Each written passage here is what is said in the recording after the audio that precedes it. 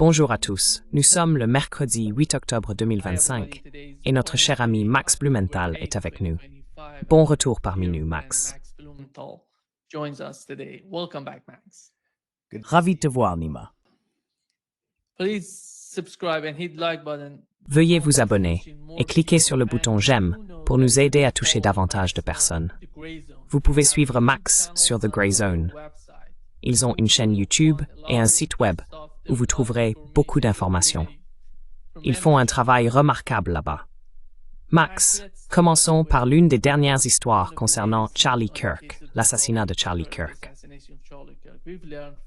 Nous avons appris, d'après les messages textes qui ont été rendus publics, qu'il avait été invité par ses donateurs à annuler Tucker Carlson et qu'il a refusé. C'est pourquoi il a perdu l'un des principaux donateurs de son programme. Il a déclaré, 24 heures avant ces messages, qu'il envisageait de se retirer de la cause pro-israélienne. Quelle est ton opinion sur ce qui s'est passé? Comment vois-tu la situation autour de l'affaire Charlie Kirk?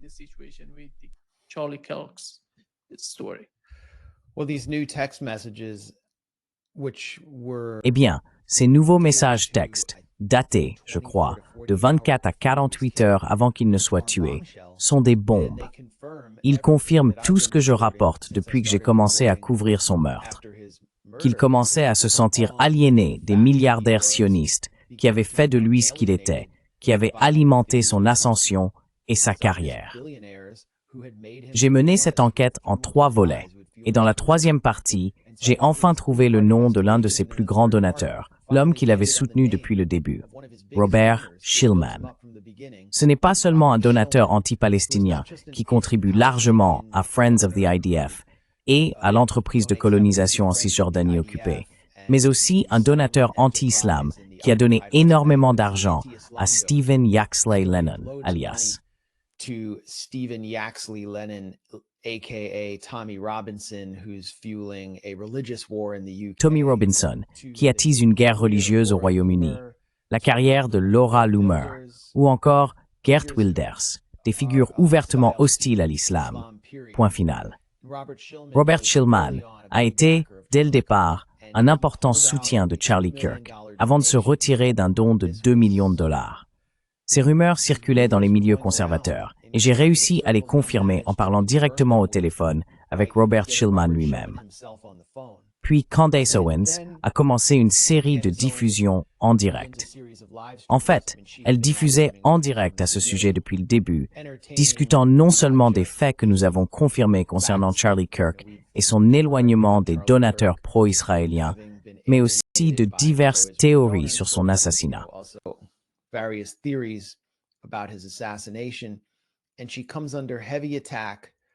Et elle subit de violentes attaques de la part de nombreux influenceurs qui entouraient Charlie Kirk à la fin, issus du monde sioniste, et qui le poussaient à rester aligné sur Netanyahou, agissant en quelque sorte comme ses relais et lui fournissant des éléments de langage avant sa prochaine tournée sur les campus. Il savait qu'il allait être bombardé de questions critiques sur son soutien à Israël et qu'il n'était pas particulièrement enthousiaste à l'idée d'y répondre. Ainsi, Candace Owens est attaquée.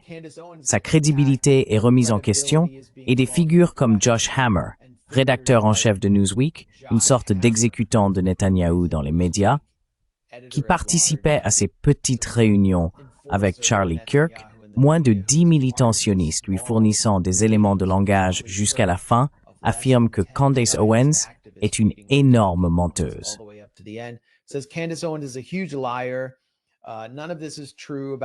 Rien de tout cela n'est vrai concernant Charlie Kirk quittant le mouvement. Il était pro-Israël, fidèle jusqu'au bout. Et puis elle lâche la bombe. Ces messages montrant que Charlie Kirk était furieux que Robert Shillman retire les 2 millions de dollars parce qu'il refusait de ne pas inviter Tucker Carlson, devenu très critique envers Israël. Et il a dit, « Ces donateurs juifs jouent avec les stéréotypes. Après ça, j'en ai fini avec la cause pro-Israël. » Il les menaçait tous, en gros, parce qu'ils se sentaient victimes de chantage, comme je l'ai rapporté, pour avoir invité Tucker Carlson. Et il a ajouté, « Si vous continuez, je vais faire revenir Candace Owens. » Il perdait vraiment son sang-froid. Candace Owens a mis la main sur ses messages. Candace Owens got a hold of these texts. She released them. She did not reveal the names of all of the people. Elle les a publiés.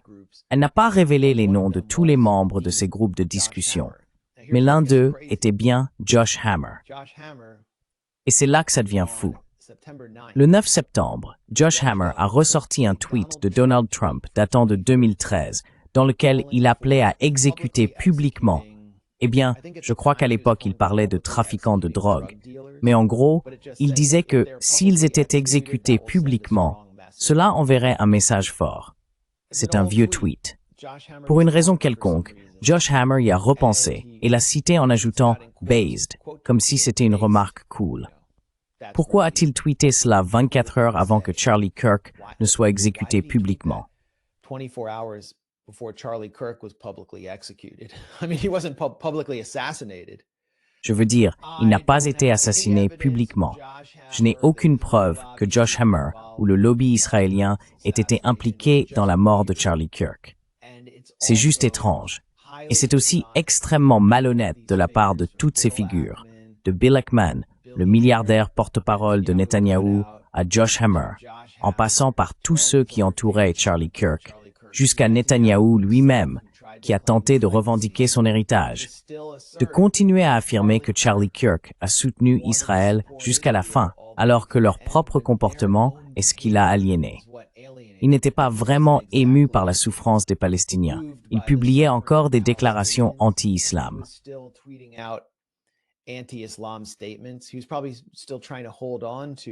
Il essayait probablement encore de garder l'argent de Robert Schulman, mais au final, il a été touché.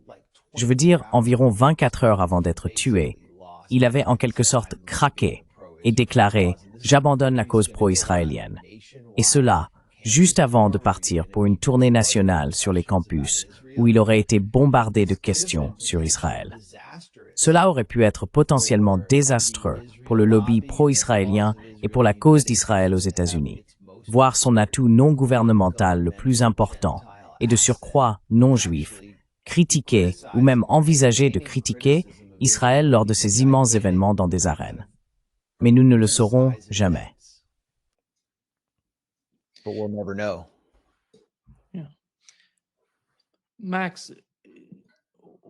Oui, Max, en ce qui concerne Charlie Kirk et son mouvement, penses-tu qu'Israël estime devoir faire quelque chose à propos de l'opinion publique aux États-Unis? Ce n'est pas seulement une question de Charlie Kirk et de son mouvement, c'est aussi une question des médias américains. Qu'est-ce qui est en jeu pour Israël aux États-Unis en ce qui concerne les médias? Eh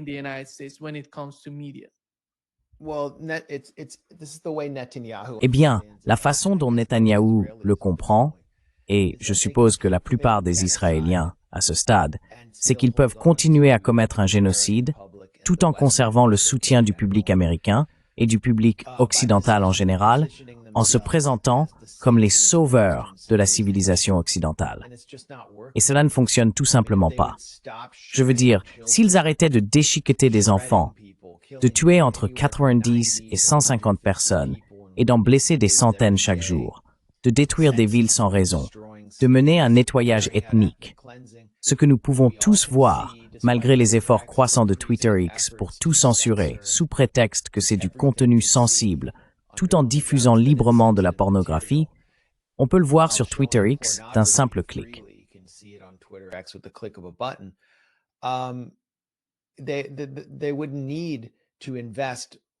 Ils devraient investir le budget 2025 du ministère des Affaires étrangères, environ 150 millions de dollars, dans la hasbara ou propagande à l'intérieur des États-Unis.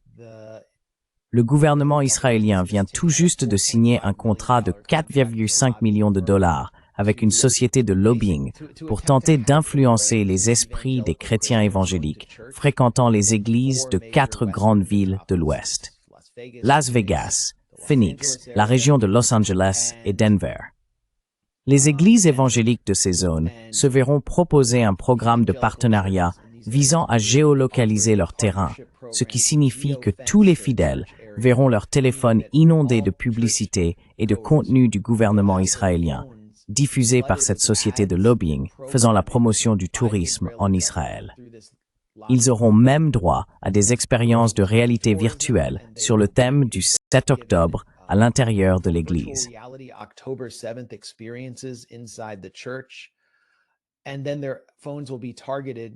Et ensuite, leurs téléphones seront ciblés par des publicités dès qu'ils partiront, simplement pour être entrés dans cette zone géorepérée. C'est une attaque psychologique incroyable contre les chrétiens évangéliques américains, qui, selon moi, ne fera qu'accentuer leur aliénation. Brad Parscale, l'ancien directeur de campagne de Trump, reçoit 1,5 million de dollars par mois dans le cadre d'un contrat d'agent étranger avec Israël. Non seulement pour recruter des influenceurs, mais aussi pour manipuler les grands modèles de langage de ChatGPT et d'autres mécanismes d'IA en faveur d'Israël afin de sioniser l'algorithme. Je ne sais pas comment ils comptent s'y prendre.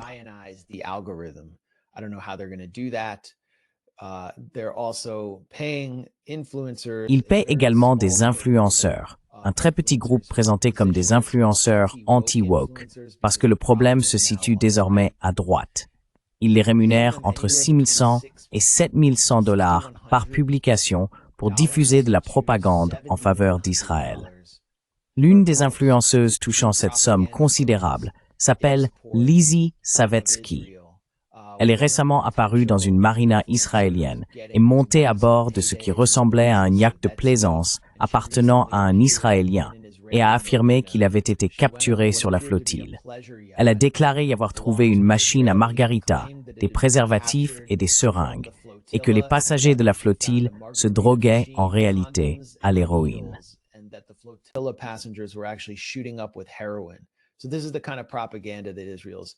Voilà donc le genre de propagande que finance Israël.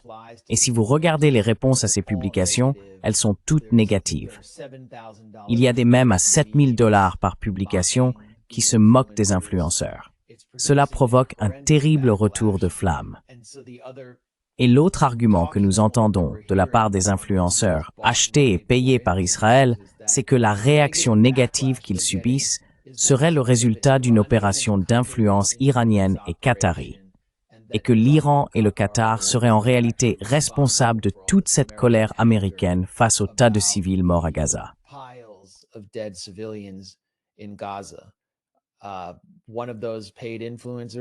L'un de ces influenceurs payés, ou prétendument payés, est Ben Jones de CNN, qui a fait une blague dans Real Time with Bill Maher. Bill Maher étant un lèche-bot de Netanyahou, un nouvel athée anti-islam qui anime une émission sur HBO. Ben Jones a déclaré « Au Qatar et en Iran, les jeunes voient des images de bébés palestiniens morts, de bébés palestiniens morts, de bébés palestiniens morts. » Et tout le plateau, y compris Thomas Friedman, le chroniqueur du New York Times, a éclaté de rire à cette blague sur les bébés palestiniens morts.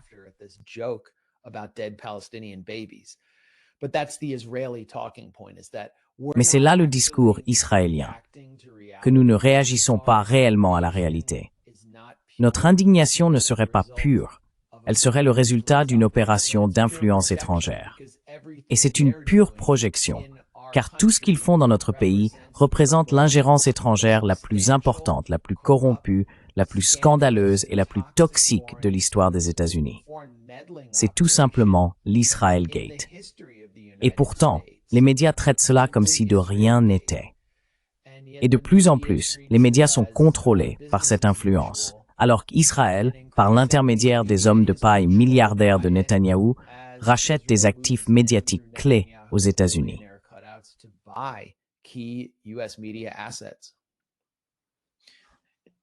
Max, it's me, man, with to Laura Loomer.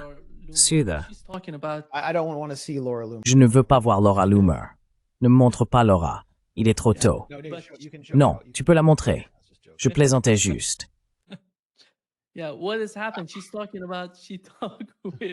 Oui, que s'est-il passé?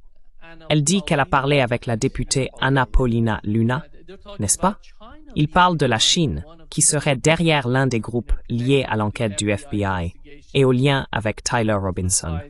On dirait qu'ils essayent de relier la Chine à l'affaire de Charlie Kerr. De quoi s'agit-il exactement? Est-ce qu'Israël cherche simplement à provoquer un conflit pour se rapprocher des néoconservateurs? Je suppose que les néoconservateurs sont sionistes. Mais pourquoi irait-il aussi loin contre la Chine?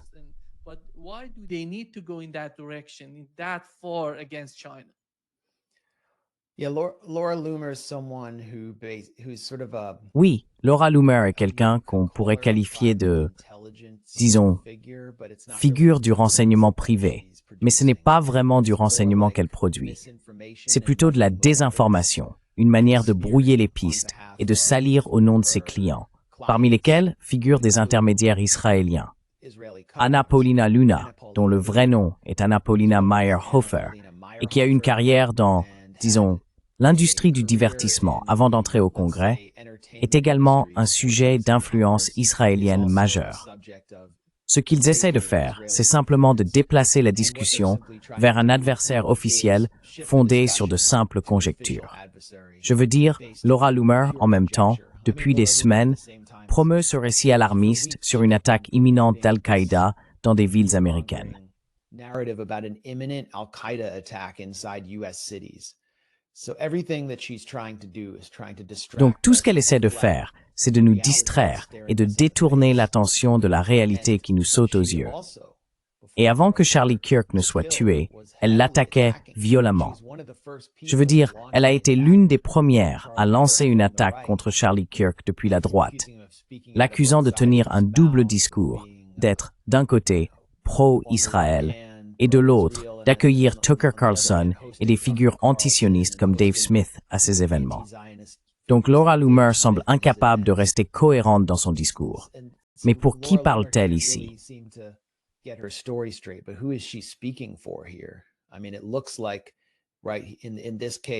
Je veux dire, on dirait que dans ce cas, elle parle au nom de Netanyahou et essaye d'amener les Américains ou les gens du monde MAGA à blâmer la Chine.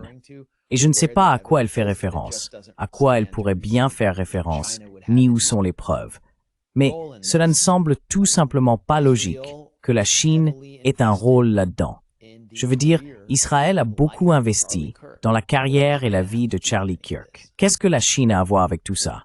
Oui, hier c'était l'anniversaire du 7 octobre, tu sais, le jour où le Hamas a attaqué Israël.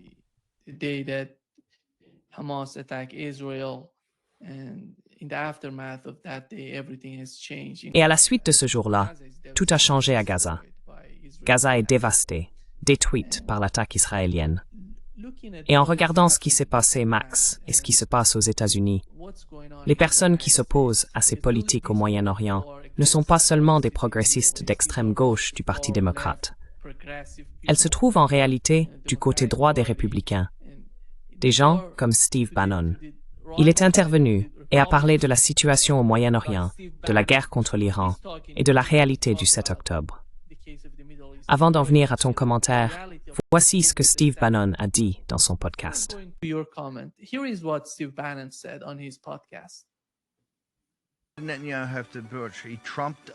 Netanyahou, il a inventé, totalement inventé, un mensonge éhonté à propos des Perses. Ils avaient de plus grandes ambitions stratégiques et ne se souciaient pas d'entraîner les États-Unis dans une guerre de 20 ou 30 ans. Cette époque est révolue. Le président Trump s'est affirmé en disant « Hé, tu es un protecteur ». Qu'a dit Netanyahou? Il a donné des ordres, n'est-ce pas? Il a donné des ordres selon sa propre vision des choses. S'ils veulent y aller seuls, eh bien, que Dieu les bénisse. Allez-y, foncez. Mais ne nous entraînez pas là-dedans. Nous ne sommes pas de la partie. Ce qui s'est passé ces 2 dernières années est scandaleux. Et nous n'avons toujours pas d'enquête sur le 7 octobre. Et croyez-moi, si les mains de Netanyahou étaient propres, il y aurait eu une enquête. Et elle aurait été bouclée en 30 jours. Notez-le avec votre crayon numéro 2, parce que ça va venir et vous allez être choqués. Il n'y a aucun moyen que cela soit simplement arrivé comme ça. There's no way that just kind of happened.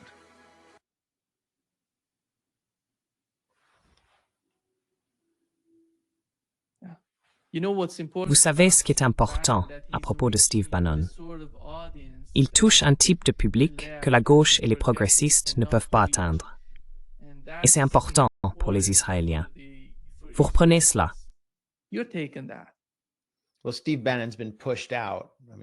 Eh bien, Steve Bannon a été évincé. Je veux dire, il a d'abord été écarté par Elon Musk, il n'est plus chef de cabinet, il est un peu dans la nature, essayant de mener ce combat pour America First. Et il est devenu hostile à c'était pourtant un fervent partisan d'Israël depuis longtemps. Steve Bannon a été l'un des fondateurs de Breitbart, avec Andrew Breitbart, qui a en fait été créé après une rencontre à Jérusalem avec Benjamin Netanyahou, lequel aurait promis de l'argent provenant de son cercle de millionnaires aux États-Unis pour une nouvelle série de magazines conservateurs en ligne. L'un d'eux était Gateway Pundit.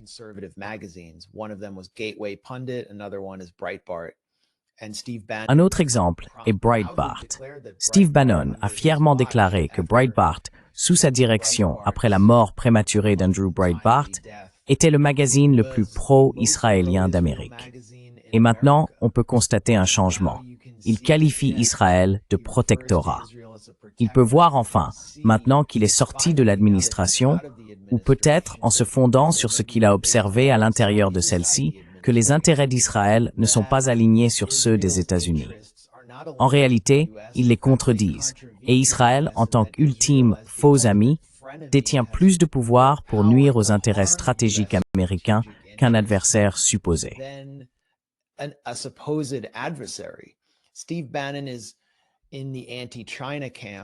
Steve Bannon fait partie du camp anti-Chine et il estime qu'Israël entraîne les États-Unis dans un conflit dévastateur et multigénérationnel avec l'Iran, qui épuise leur stock de missiles THAAD, des missiles qui auraient dû être envoyés à Taïwan et à d'autres États vassaux indo-pacifiques censés mener la guerre de première ligne contre la Chine.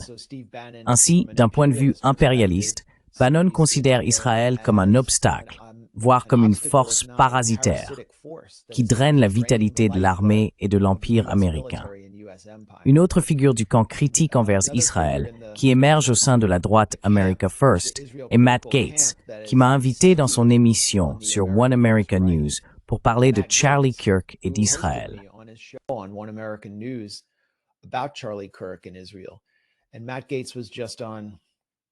Et Matt Gaetz était récemment invité dans une émission de Tim Pool, où il revenait sur son passage au Congrès et sur sa participation à l'AIPAC, avant d'avoir, selon ses mots, une sorte de révélation.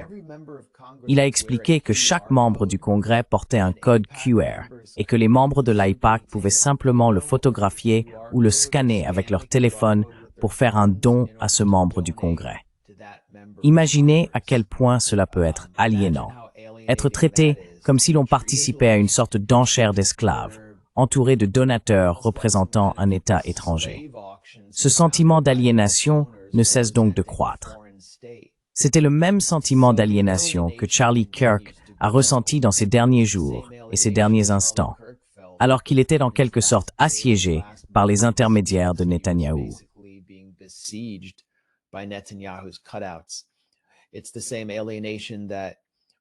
C'est la même aliénation que Tucker Carlson a exprimée dans son dernier monologue, que je considère comme historique, lorsqu'il a soulevé la question que beaucoup d'entre nous, qui avons commencé à remettre en question cette relation il y a des années, surtout à gauche, se posent. Comment ce tout petit pays parvient-il à dominer et à influencer une superpuissance mondiale sans équivalent? Comment cela peut-il avoir un sens? Et en quoi est-ce bénéfique pour ce pays? Il a poursuivi sur ce sujet pendant une vingtaine de minutes avant d'inviter Jeffrey Sachs, quelqu'un que je ne sais pas si tu l'as déjà reçu, mais qui rend le circuit géopolitique anti-impérial encore plus électrisant qu'il ne l'était déjà.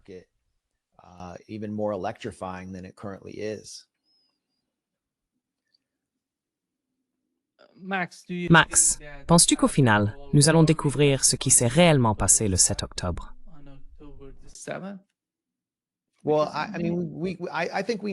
Eh bien, je veux dire, je pense que nous savons plus ou moins ce qui s'est passé et que nous avons des preuves circonstancielles, ou je ne veux même pas vraiment appeler cela des preuves. Mais il y a divers incidents qui amènent beaucoup de gens, en particulier en Occident, qui n'ont pas été sur le terrain dans l'enveloppe sud de Gaza, en Israël ou dans la bande de Gaza elle-même. et qui ne connaissaient pas vraiment la résistance et qui considèrent Israël comme une force toute puissante dotée d'un œil omniscient, à croire qu'il s'agissait en quelque sorte d'un complot interne, qu'Israël non seulement soutenait secrètement le Hamas, mais a laissé faire. Et il est certain qu'il existe des éléments montrant qu'Israël a tiré profit d'une certaine manière du 7 octobre. Mais tout ce que nous avons, ce sont ces éléments circonstanciels. Par exemple, des membres de la brigade Givati qui ne sont pas entrés dans un kibbutz à temps.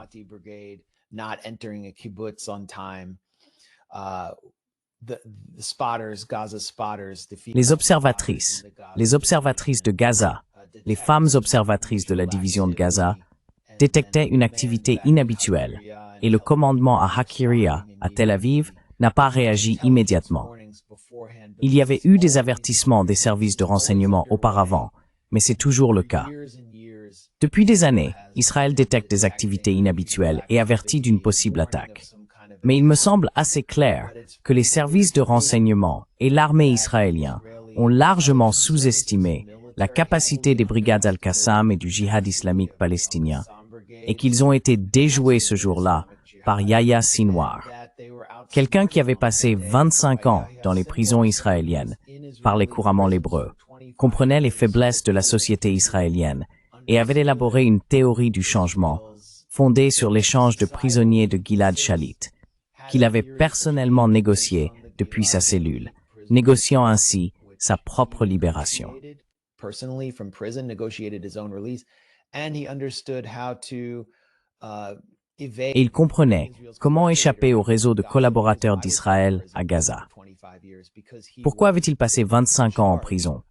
Parce qu'il avait été responsable du contre-espionnage aux premières phases d'Al-Qassam et avait tué des espions palestiniens travaillant pour Israël à l'intérieur de Gaza. Il était donc parfaitement placé pour orchestrer cette opération. Israël s'était préparé à une attaque par tunnel. Et qu'a fait Al-Qassam? Ils ont simplement traversé la clôture et se sont jetés sur des conscrits extrêmement négligents, les observatrices et leurs gardes masculins endormis dans les bases militaires. Après avoir neutralisé les bases militaires, ils ont pu facilement pénétrer dans les kibbutzim et capturer un grand nombre d'otages.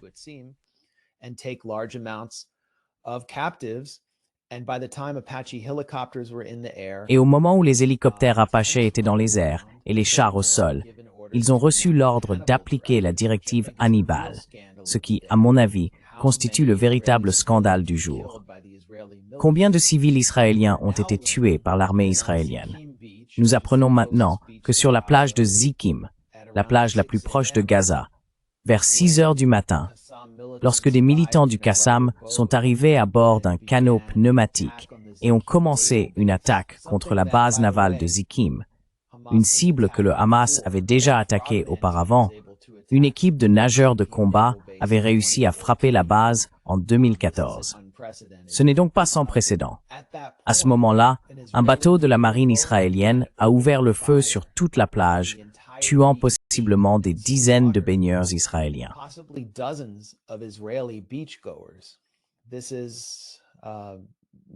Il s'agit de documents récemment publiés. Une grande partie de ce massacre semble avoir été enregistrée par les victimes sur leur téléphone et par quelques survivants. L'armée israélienne a effacé le contenu de ces téléphones et refuse de diffuser ces images, tout en parcourant le monde pour montrer à chaque personne influente sa version soigneusement préparée de ce qui s'est passé le 7 octobre. Je pense qu'il est possible que des centaines de citoyens israéliens aient été tués par l'armée israélienne ce jour-là, ce qui s'ajoute aux quelques 350 soldats israéliens, des combattants en service actif, qui ont été tués par des militants du Hamas ce même jour.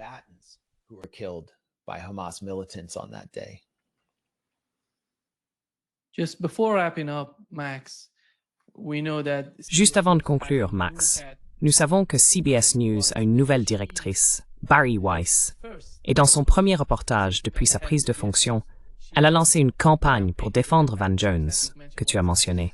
Que s'est-il passé? Voyons voir. C'est incroyable. Oui, tu sais, quand on regarde qui elle est et ce qu'elle essaye de faire pour Israël, et à quel point Ces personnes peuvent être influentes pour façonner l'opinion publique et les changements qu'elles veulent apporter aux États-Unis.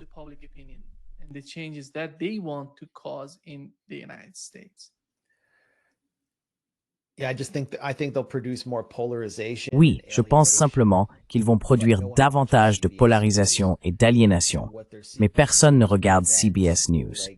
Ce qu'ils essayent de faire, c'est d'empêcher les médias traditionnels de s'éloigner de la ligne pro-israélienne classique et même de montrer la situation humanitaire à Gaza. Ils ont neutralisé un atout médiatique majeur. Ensuite, ils utiliseront la marque de cet atout, qui reste encore digne de confiance pour les personnes de plus de 50 ou 60 ans aux États-Unis, afin de légitimer un récit likoudnique, pro-israélien, sur certaines questions. Mais il y a un problème plus profond ici. Laissez-moi d'abord aborder l'aspect israélien, pour ceux qui ne le savent pas. CBS News a été racheté lors de la vente de Paramount à une société appelée Skydance, qui appartient à David Ellison. David Ellison est le fils de Larry Ellison, nommé for milliardaire et Sandoni, qui possède Oral, un sous-titan de la CIA.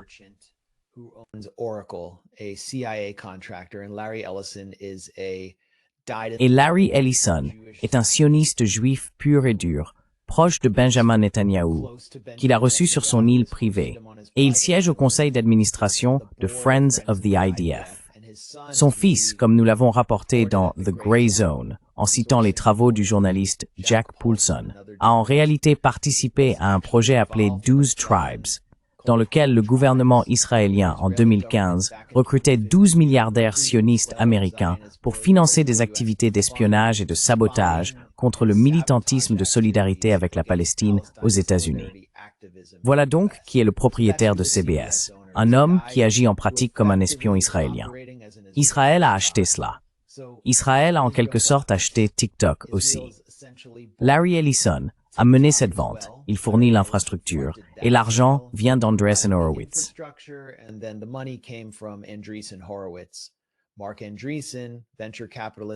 Marc Andreessen, le capital risqueur, soutient Barry Weiss et est également impliqué dans la technologie des drones. Son associé est Ben Horowitz, le fils de l'un des agitateurs les plus prolifiques et les plus répugnants contre les Palestiniens de l'histoire des États-Unis, David Horowitz, qui a d'ailleurs été un mentor précoce de Charlie Kirk. Ils veulent donc racheter les réseaux sociaux. Je pense que c'est encore plus important. Ils retirent les réseaux sociaux du jeu et tout le monde se fait bannir de TikTok pour avoir simplement mentionné l'AIPAC maintenant. Nous sommes sur le point d'être bannis de The Grey Zone. C'est fini. Netanyahou a appelé à ce que TikTok soit racheté. C'est la plus grande menace pour notre capacité à nous exprimer et à réellement débattre. Et Barry Weiss a été installée chez CBS par David Ellison. Elle a 41 ans et toute sa carrière est une constante à faire avancer la cause d'Israël.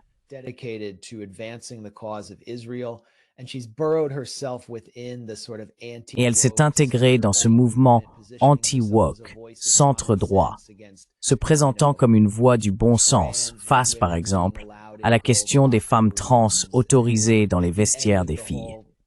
Et à la fin de toute l'hystérie autour du Covid, après avoir appelé tout le monde à se faire vacciner, elle a soudainement décidé de se déclarer opposée au confinement, une fois qu'il est devenu évident qu'ils étaient un désastre.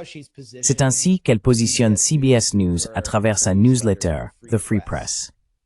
En somme, après avoir quitté le New York Times en affirmant que c'était une ruche libérale infestée par le virus de l'esprit woke, elle a fait son retour grâce à une publication appelée The Free Press.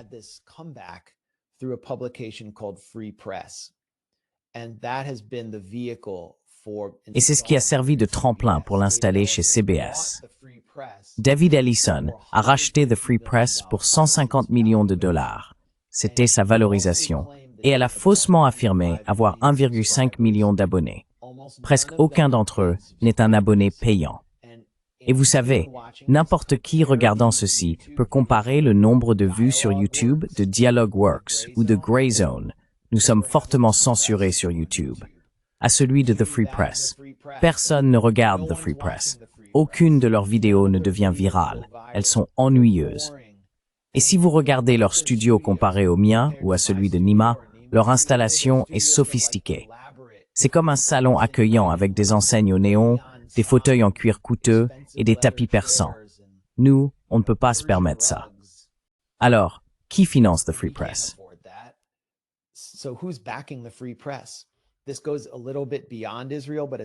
Cela va un peu au-delà d'Israël, mais c'est lié à Israël. The Free Press est soutenu par Joe Lonsdale, cofondateur de Palantir. Je crois aussi que d'autres cofondateurs de Palantir comme Alex Karp sont impliqués. Mark Andreessen, que j'ai mentionné plus tôt, ce sont les seigneurs de la guerre de la tech et de l'IA qui prennent le contrôle de notre pays. Et David Sacks est un milliardaire de la tech qui occupe désormais un poste à la Maison-Blanche. Il est en quelque sorte le tsar de la politique en matière d'IA et de crypto-monnaie, et il oriente la crypto en faveur de Trump, qui fait toutes ces arnaques de meme coin. C'est déjà en soi de la corruption. Mais Bari Weiss garde le contrôle de The Free Press, et elle est chez CBS. Il semble que des personnalités comme David Sacks, qui sont à la Maison-Blanche, aient gagné de l'argent grâce à la vente de The Free Press, car ils en étaient investisseurs.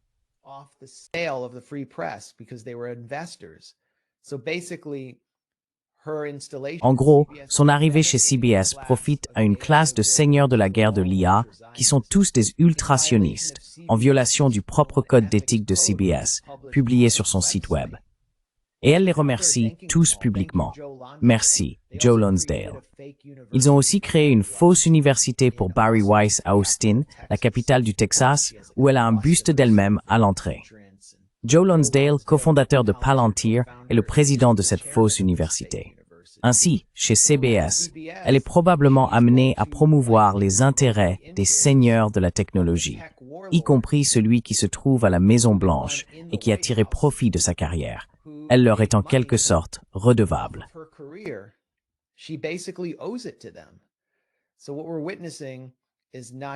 Ce à quoi nous assistons n'est pas seulement une prise de contrôle israélienne d'un grand média historique, mais aussi un scandale de corruption impliquant des conflits d'intérêts financiers et politiques que CBS et le reste des médias refusent d'aborder. Si l'on regarde comment les grands médias américains traitent cette affaire, ils ne disent rien sur la corruption ni sur les conflits d'intérêts, et ils passent sous silence l'aspect lié à Israël. Voilà où nous en sommes. Et c'est pour cela que les gens se détournent des médias d'entreprise pour regarder Dialogworks et The Grey Zone, parce qu'ils voient clair dans tout cela.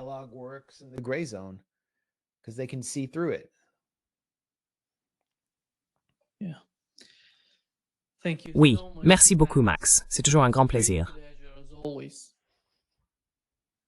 Merci beaucoup, Nima. Ravi de te revoir. À bientôt. Au revoir. Toi.